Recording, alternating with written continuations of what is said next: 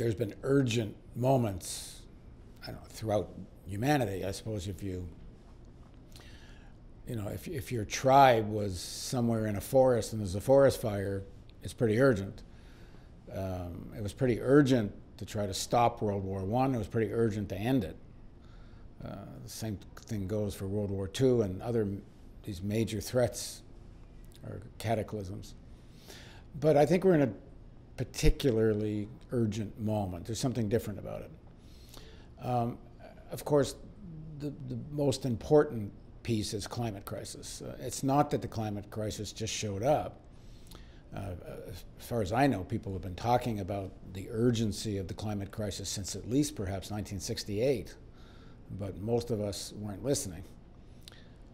But the problem now is the window for doing something about it is very small and hopefully still there.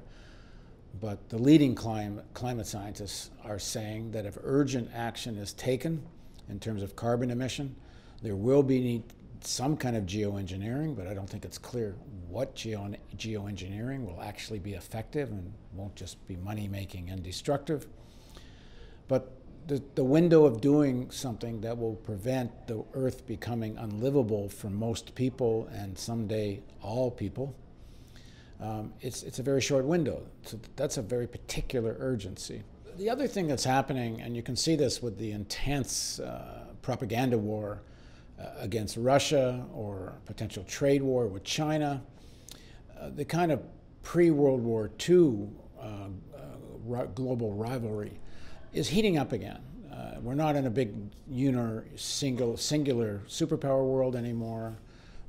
Particularly China is becoming certainly not a military competitor with the United States, but it's becoming an economic one.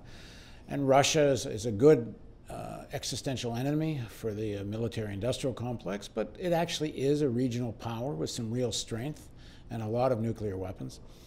And the United States' basic foreign policy is there should be no rivals. And they don't like any kind of regional power. It doesn't matter whether it's Iran, China, or Russia, even if none of those countries are global rivals.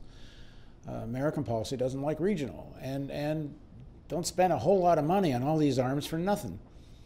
The United States believes, rightly or wrongly, I should say the elites of the United States believe, and they've talked a lot of other people into believing it too, that the standard of living of the United States, their commercial power of the United States, is dependent on military might. And they may not say it directly, but that's more or less the logic of it. And if America ain't great again, and that means military, and Donald Trump makes no bones about, a great America means a great military.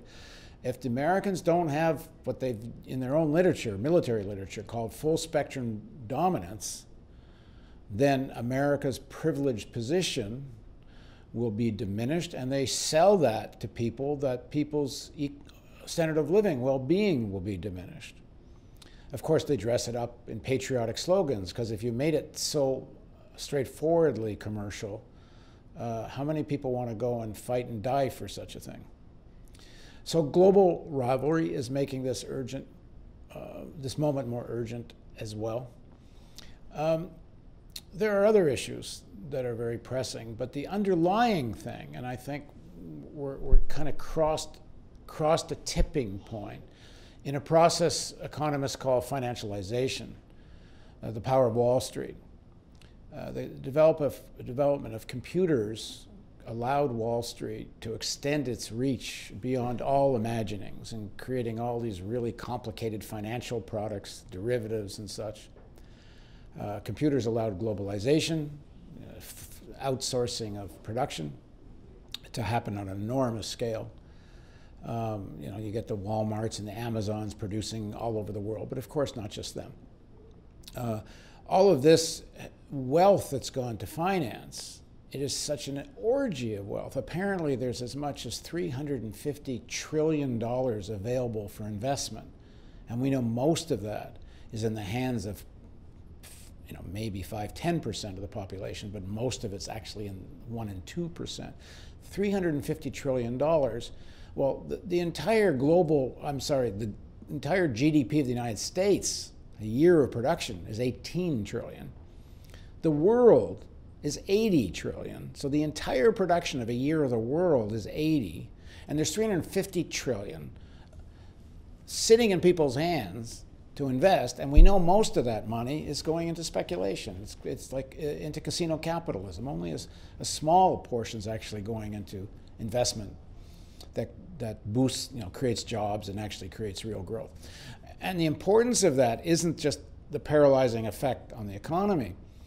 These are the people that control politics. This is how you get a climate denier cabal of criminals and right-wing ideologues as a president, as an administration. And this is literally Robert Mercer, who's a Wall Street high-speed quantitative trader, was the critical person in putting Trump into power. But go look at the top 10 list of people that donate for the president and where the big donations come from. And the vast majority are coming from the financial sector. So that strength of the financial sector, the ridiculous amounts of money being made by them and other sections of the elite, that super billionaire class, we're reached a point where there is so much wealth at that end, and they have so much political power that they don't care about even threats to their own system. Like, there's no Roosevelt on the horizon. You can say Roosevelt saved capitalism, but yeah, he did it. He saved capitalism in a way that was a sort of compromise with American workers. It created the social safety net. You don't see that on the horizon, at least not someone who has a real chance to take power. So it's a critical moment that there just cannot be faith in the elites anymore. No elite figure is going to come forward and save the day. It's really up to ordinary people to get organized. And that urgency is that the elites are not fit to rule. And I wouldn't have said that in the past. As bad as the 20th century was, a Roosevelt did appear. In Europe post-war, you had a more rational version of capitalism for a while, a sort of European social democracy. It's all gone or going away. And the most parasitical, the most reactionary sections of the elites are now dominant. So there's no solutions coming from them at a time of climate crisis and such urgency. So this moment is particularly dangerous, and we all got to kind of really internalize what that means about how we live and what we do politically and the kind of news we take in.